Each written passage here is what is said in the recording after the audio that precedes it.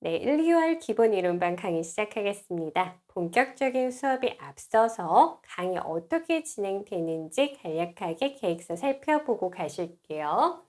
자, 강의는 인강으로만 진행되고 있고요. 강의 기간은 7주 동안 진행이 됩니다. 강의 목표는 우리 선택과 집중한다고 했죠. 나오지 않는 세계 영역 부여잡지 마시고 편하게 놓으셔도 된다고 말씀드렸어요. 5개 영역 구조 설명할 수 있고 그리고 빈칸 노트를 통해서 핵심 개념을 인출할 수 있다. 그리고 각 영역의 주요 이론, 개념을 실제 사례에 적용해서 설명할 수 있다. 이 정도 단계까지 올라갈 수 있도록 차근차근 우리 진행해 볼 거고요. 네, 안내사항 전달드립니다. 빈칸 노트 강의 수강 후 반드시 당일에 작성하시기 바라고요. 그리고 3일 뒤, 7일 뒤 이렇게 최소 3회 이상은 빈칸 노트를 통해서 인출 연습을 하셔야 합니다. 자, 질문사항 Q&A 게시판이나 이메일을 통해서 전달 주시면은 바로 최대한 응답 드리도록 하겠습니다. 그럼 바로 우리 교육심리학 파트부터 시작하도록 할게요. 참고 자료 봐주시면 되겠습니다. 네, 빈칸 나와 있죠. 빈칸 우리 같이 채워보도록 할게요. 자, 교육심리학이 무엇인지 정의와 역할 먼저 보고 갈게요. 자, 첫 번째 빈칸 뭐였죠? 네, 교육학입니다. 교육학이 가르치고 배우는 과정을 통해서 인간의 완성에 나아가는 실천적인 학문이라면 두 번째 빈칸, 네, 심리학. 심리학은 인간의 생각과 행동을 과학적인 방법으로 연구한 학문입니다. 자, 그럼 교육학과 심리학을 결합시킨 무엇? 네, 교육심리학은 이론 그리고 이 실천 두 가지 모든 것에 관련되어 있는 학문이고 이 둘의 다리를 교량적으로 연결시켜주는 학문이다. 그래서 전반적으로 교수학습 과정에 대한 과학적인 이해를 통해서 인간을 만들어 나가는 보다 나은 인간으로 성장할 수 있게끔 하게 하는 학문이 바로 교육심리학입니다.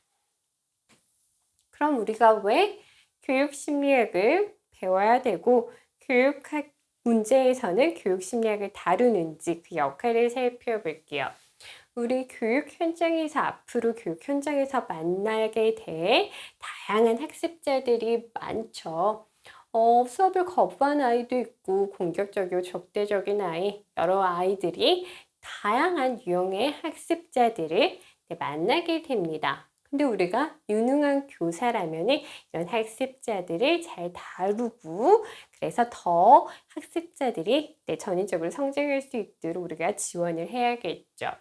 그렇기 때문에 발달론, 학습론, 동기론과 같은 사회심리를 잘 파악해서 학생들을 동기화할 수 있는 교사가 되어야 합니다. 그래서 교육심리학은 이처럼 교육 현장에서 발생하는 접하게 되는 그런 다양한 문제들을 다룰 수 있도록 효율적인 도구를 마련해주고 그리고 통찰력을 제공해주는 역할을 한다. 보시면 되겠습니다. 자, 그럼 교육심리학의 영역은 어떻게 구성이 되는지 살펴보면요. 자, 첫 번째 빈칸. 네, 학습자 특성에 대한 이해입니다. 자, 교사가 학생을 효과적으로 가르치기 위해서는 학생을 잘 파악해야지 가르칠 수가 있겠죠. 자, 학습자의 특성은 크게 두 가지로 다시 나뉘어서 살펴볼 수 있습니다. 바로 인지적인 특성과 정의적인 특성인데요. 자, 인지적인 특성에는 어떤 요인들이 있냐? 네, 인지적 특성에 어떤 것들이 속하는지 보면은 지능, 창의성, 인지, 양식과 같은 요인이 있고요. 자, 정의적 특성에는 어떤 것들이 있느냐? 네, 동기, 성격, 도덕성, 사회성, 과 같은 요인이 있습니다. 네, 빈칸 잘 쓰고 계시죠? 그런데 우리가 학습자의 특성을 깊이 잘 이해하기 위해서는 이 영역들이 시기에 따라 어떻게 발달하는지 파악하고 그 발달 변화와 수준을 이해해야 되죠. 그래서 인지적 영역 발달 이론에서는 시간의 흐름에 따라서 학습자의 전반적으로 인지 능력이 어떻게 발달하는지 초점을 두고 있습니다. 그래서 피아제와 비고츠키 두 명의 학자를 통해서 전반적으로 살펴볼 거고요. 정의적 영역의 발달 이론에서는 시간의 흐름에 따라서 성격, 도덕성, 그리고 사회성 요인이 어떻게 발달되는지 살펴볼 거예요.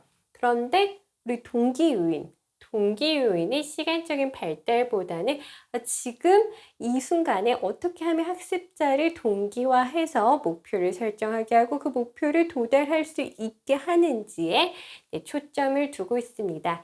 그래서 동기의 원동력을 파악하는 데 초점을 두고 있기 때문에 동기 이론은 발달 이론에서 보지 않고 따로 빼서 그 한 요인으로 특성으로 정의적 특성에서 동기 요인을 크게 살펴보도록 하겠습니다. 자, 두 번째는 무엇이냐? 바로 학습 이론 적으시고요. 학습 이론에 대한 이해입니다. 자, 학습이 어떻게 일어나는지 설명하는 이론은 크게 행동주의, 사회인지주의, 인지주의, 구성주의, 인본주의 이론으로 나뉩니다. 자, 행동주의 이론이 무엇인지 간단하게 설명드리면은 행동의 변화, 관찰 가능한 눈으로 파악할 수 있는 관찰 가능한 행동의 변화에 초점을 두고 있고요. 사회인지주의는 환경과 상호작용하면서 스스로 학습을 조절하는 과정에 초점을 맞춘 것으로 이어서 나올 인지주의와 행동주의를 결합한 이론이다 보시면 되겠습니다. 그리고 인지주의 학습 이론은 학습자의 내적인, 여기서는 외적인 행동이었다면 여기서는 내적인 인지 과정에 초점을 맞춘 이론으로 학습자가 정보를 어떻게 처리하고 이해하는지에 대해서 초점을 맞추고 있습니다. 자, 그리고 구성주의가 나오죠. 구성주의 학습 이론이 학습자가 경험과 사회적 상호작용을 통해서 지식을 어떻게 해요? 구성주의는 지식을 스스로 구성하는 과정에 초점을 두고 어떻게 실천적으로 구현하는지 그 방법에 초점을 두고 있습니다. 따라서 구성주의 학습 이론은 실천적 방법을 강조한다는 점에서 교육 방법 및 공학 영역에서 교수학습 방법론에서 보다 자세하게 살펴보고요. 인본주의, 여기에서는 학습자의 자아실현, 잠재력 개발 이런 것들을 중시한다. 그래서 인본주의 학습 이론에 대해서는 그 분량은 좀 적은 편입니다. 그런데 최근 학습 이론은 학습자를 어떻게 보고 있죠? 수동적인 존재가 아니라 능동적이며 자기조절적으로 학습을 수행할 수 있는 적극적인 존재로 보고 있습니다. 그렇기 때문에 단순히 관찰 가능한 눈으로 확인할 수 있는 행동 변화만을 설명하는 행동주의 학습 이론은 잘 나올까요? 안 나올까요? 잘 나오지 않고 있습니다. 그래서 교육 심리학이 다른 영역에 비해서 출제된 빈도가 적기도 하지만 그 적은 중에서도 학습 이론에서 행동주의 학습 이론은 상대적으로 잘 나오지 않는 편이다. 이렇게 보시면 되겠습니다. 지금까지 이야기한 내용을 살펴보면요. 우리 학습자의 특성, 크게 인지적인 특성과 정의적인 특성 두 가지가 있다. 그리고 인지적인 특성이 어떻게 발달되는지 본다라고 했죠. 인지적인 특성의 지능, 창의성, 인지양식 세 가지를 볼 거고요. 인지적 영역 어떻게 발달하는지 대표적으로 두 명의 학자 이론을 살펴보겠습니다. 자, 정의적인 특성에서는 동기는 지금 이 순간 이 학생을 어떻게 동기화시키는지 초점을 둔다라고 했죠. 그래서 발달 이론에서 보지 않고 정의적 특성에서 크게 한 묶음으로 동기 이론을 살펴봅니다. 교육심리학에서 동기 이론은 정말 교육심리학의 꽃, 핵심이에요.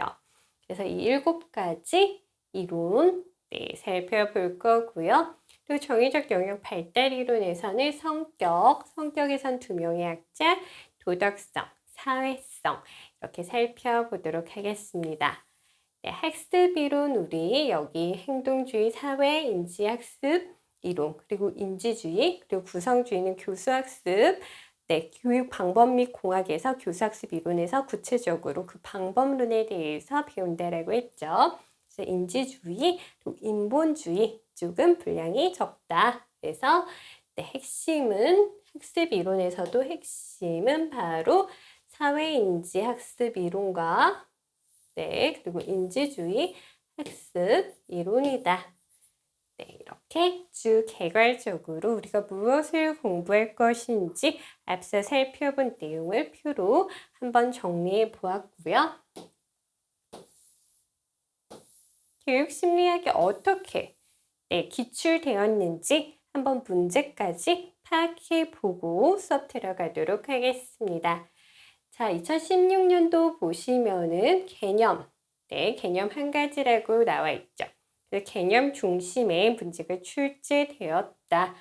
제시문과 관련된 주요 이론, 개념 자체를 정확하게 이해했는지 관련된 문항이 출제되었죠. 그래서 개념의 명칭을 제시하고 이 개념을 부연 설명하는, 정의하는 이런 문제가 출제되었습니다. 자, 2019년 볼까요? 다중지능 이론 나왔습니다. 2019년도 보시면은 개념의 명칭 나오고 있죠. 그리고 어떤 과제를 제공하고 왜 그 과제가 적절한지까지 이유를 제시하고 있죠. 개념, 적용, 이유 제시. 그래서 개념과 명칭 의미를 서술한 뒤에 특정한 상황에서 해당 개념을 어떻게 적용할지 그리고 왜 그렇게 적용하는지에 대해서 구체적으로 묻는 문항이 출제되었습니다. 2016년도에 비해서 실제 수업 맥락에 연결하는 쪽으로 출제가 변화되었고요. 2020년에는 비호칭키 관련해서 지식론의 명칭이 무엇인지 마찬가지로 개념의 명칭을 물었는데 거기에서 지식의 성격은 무엇인지 그리고 지식론에서 교사와 학생의 역할은 각각 무엇인지 비고치키의 지식론을 가지고서 세부적으로 3가지 문제를 출제하면서 이 이론을 통합적으로 세부적으로 잘 이해했는지 점검하는 문제가 출제되었습니다. 자, 그래서 이론의 종합적인 이해, 세부적인 이해 관련된 문항이 출제되어서 전체 구조로 이해하고 있는지 확인하였다. 자, 2023년도 보실까요? 그래서 교수 전략이 무엇인지 그리고 이 단계 이후에 어떻게 교사가 지원할 수 있는지 보다 더 실제적이고 실천적이고 구체적인 방법을 묻고 있죠.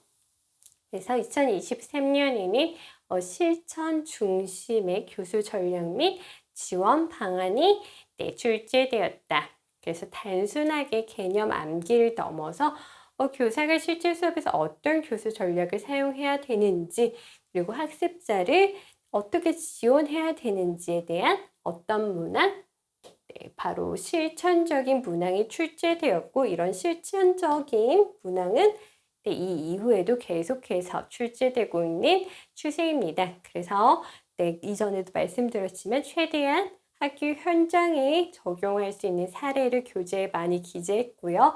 설명드릴 때도 사례를 통해서 구체적으로 전달드릴 예정입니다. 그래서 이제 우리는 학문 자체 이론을 보는 것이 아니라 해당 내용의 이론을 교육 현장에 어떻게 적용시킬 수 있는지 방향으로 가고 있다. 그리고 쭉 보시면 알겠지만 특히 2023년에는 교수 전략 및 지원 방안 해서 교육 방법 및 공학과도 연결되는 문제가 출제되었죠. 자, 그래서 교육심리학은 교육 방법 및 공학의 이론적인 토대를 제공하는 학문이고요.